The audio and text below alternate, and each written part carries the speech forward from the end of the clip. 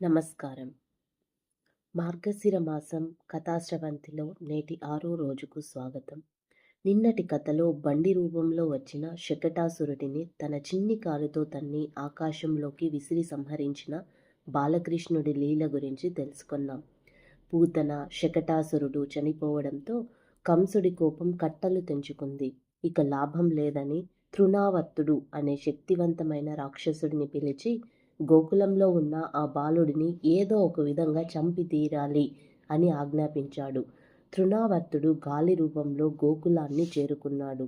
ఆ సమయంలో గోకులంలో ఉన్నట్టుండి భయంకరమైన గాలి, దుమ్ము తుఫాను ప్రారంభమైంది. ఆ ధూళి, సుడిగాలి కారణంగా ఎవరికీ ఏమీ కనిపించలేదు. యశోదమ్మ తన చిన్ని కృష్ణుడిని జాగ్రత్తగా తన ఒడిలో కూర్చోబెట్టుకుంది. తృణావర్తుడు సుడిగాలి రూపంలో వచ్చి యశోదమ్మ ఒడిలో ఉన్న కృష్ణుడిని మాయ చేసి అమాంతం ఆకాశంలోకి ఎత్తుకుపోయాడు.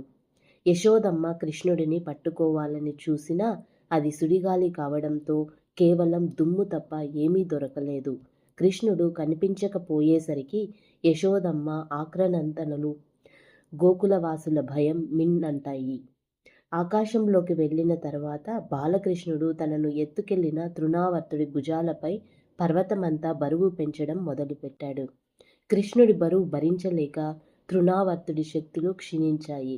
కృష్ణుడు తన చిన్ని చేతులతో ఆ రాక్షసుడి మెడను గట్టిగా పట్టుకొని నొక్కేశాడు. మెడ బిగిసిపోయి ఊపిరి ఆడక శక్తి కోల్పోయిన తృణావర్తుడు తన నిజ రూపంలోనే భయంకరమైన శబ్దంతో నేలపై పడి ప్రాణాలు కోల్పోయాడు.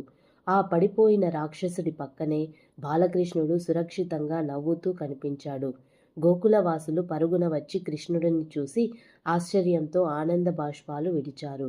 కంసుడి రాక్షసులు వరుసగా ఓడిపోతున్న తర్వాత కృష్ణుడి తర్వాతి లీల ఏమై ఉంటుంది? యశోదమ్మ కృష్ణుడికి చేసిన అల్లరికి శిక్ష ఏంటి?